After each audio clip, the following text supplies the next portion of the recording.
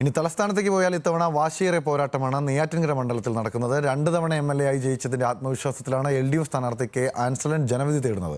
മൂന്നാം ഊഴത്തിലേക്കുള്ള ആൻസലന്റെ തേരോട്ടത്തിന് തടയിടാൻ എൻ ശക്തനെ ഇറക്കിയാണ് കോൺഗ്രസിന്റെ പ്രതിരോധം. കഴിഞ്ഞ തവണ വോട്ട് ശതമാനം വർദ്ധിപ്പിച്ച ചെങ്കൽ രാജശേഖരനിലൂടെ ഒരു അട്ടിമറി വിജയമാണ് NDയുടെ പ്രതീക്ഷ.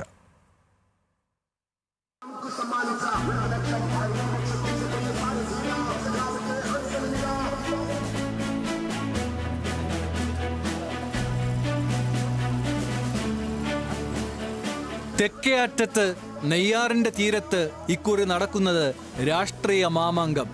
25 ദിവസം നീണ്ട കടുത്ത പ്രചാരണ പോരാട്ടം. നെയ്യാറ്റിൻകരയുടെ ജനമനസ് കീഴടക്കാൻ 3 മുന്നണികളും കച്ചമുറുക്കി കരുത്തറിയിക്കുന്നുണ്ട്. മൂന്നാം അംഗത്തിന് ഇത്തവണയും കെ ആൻസലൻ തന്നെയാണ് LDFന്റെ ചേകവർ.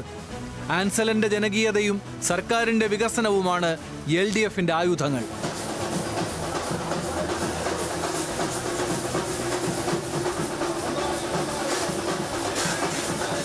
2016 പാറശാലയിൽ നിന്ന് അടവുമാറിയെത്തിയ R സെൽവരാജിനെ 9534 വോട്ടിന്റെ ഭൂരിപക്ഷത്തിൽ വീഴ്ത്തിയായിരുന്നു ആൻസലന്റെ അരങ്ങേറ്റം. 2021 ഭൂരിപക്ഷം 14262 വിജയത്തിൽ കുറഞ്ഞ് മറ്റൊന്നുമില്ല എന്ന വിശ്വാസത്തിലാണ് ഇത്തവണയും LDF പാളയം. കഴിഞ്ഞ 10 വർഷക്കാലം ഈ മണ്ഡലത്തിൽ നടത്തിയിട്ടുള്ള വികസനക്ഷേമ പ്രവർത്തനങ്ങൾ, ഒപ്പം ജനങ്ങളുടെ ആവശ്യത്തിന് അവരോടൊപ്പം ഒരു MLA ഉണ്ടായിരുന്നു. അവർ കണ്ണീരല്ല ഒരു MLA. സാധാരണ MLAമാരെ കാണണമെങ്കിൽ ഒരുപാട് കടമ്പകൾ കിടക്കേണ്ടതായിട്ടുണ്ട്. കാരണം അവരൊരു VIP പരിഗണനയിലാണ് കാണുന്നത്. പക്ഷേ ഇപ്പോൾ സാധാരണക്കാർക്ക് എപ്പോഴും സമീപിക്കാൻ കഴിയുന്ന ഒരു MLA ആയിരുന്നു കഴിഞ്ഞ 10 വർഷം അവർക്ക് ലഭിച്ചത്. അതിൻ്റെ സ്നേഹപൂർവമായ പിന്തുണ നാട്ടിലെ എല്ലാ ജനവിഭാഗങ്ങളുടെയും ഉണ്ടാകുന്നുണ്ട്. അതുകൊണ്ട് തന്നെ കണിശമായി ഉറപ്പായി ഇടതുപക്ഷ ജനാധിപത്യ മുന്നണി തുടർച്ചയായി മണ്ഡലം നിലനിർത്തും. മുൻ മന്ത്രിയും നിയമസഭാ സ്പീക്കറും ഡെപ്യൂട്ടി സ്പീക്കറും ഒക്കെയായി UDF കോട്ടകാത്ത എൻ ശക്തനാണ് ആൻസലന്റെ തേരോട്ടം തടയാൻ ഇത്തവണ അങ്കത്തട്ടിൽ.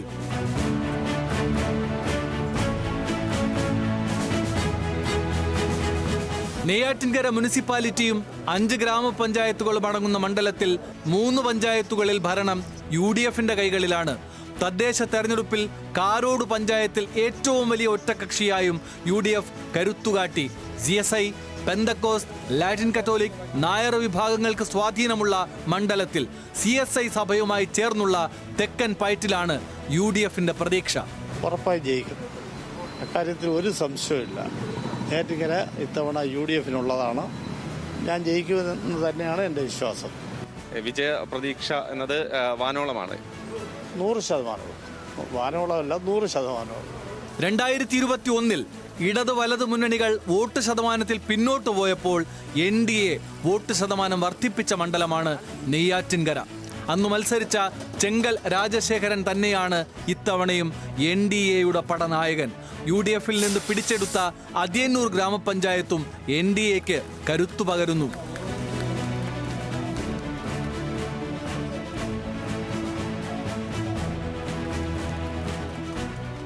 ഞങ്ങളുടെ പ്രചരണം നല്ല രീതിയിലാണ്. ഇപ്പോൾ നാളെ കൂടെ ഉണ്ട് ഈ യാത്ര. എവിടെ പോയാലും എല്ലാവർക്കും ആകാംക്ഷ ഒന്നേ ഉള്ളൂ, ഒന്ന് മാറണേ, കേരളം മാറണം, വികസനം വേണം. 2011 TP ചന്ദ്രശേഖരൻ വധവും തുടർന്നുണ്ടായ VSന്റെ ഭവന സന്ദർശനവും നെയ്യാറ്റിൻകര ഉപതെരഞ്ഞെടുപ്പിലെ UDF വിജയവുമൊക്കെ രാഷ്ട്രീയ കേരളം എല്ലാ തെരഞ്ഞെടുപ്പുകളിലും ചർച്ച ചെയ്യുന്നുണ്ട്. ശേഷം കെ ആൻസലിനിലൂടെ LDF തിരികെ പിടിച്ച മണ്ഡലത്തിൽ ഇത്തവണ വാഴുന്നതും വീഴുന്നതും ആരെന്നതിലാകും ആകാംക്ഷ. CSI സഭയ്ക്ക് ഏറ്റവും അധികം സ്വാധീനമുള്ള മണ്ഡലം കൂടിയാണ് നെയ്യാറ്റിൻകര.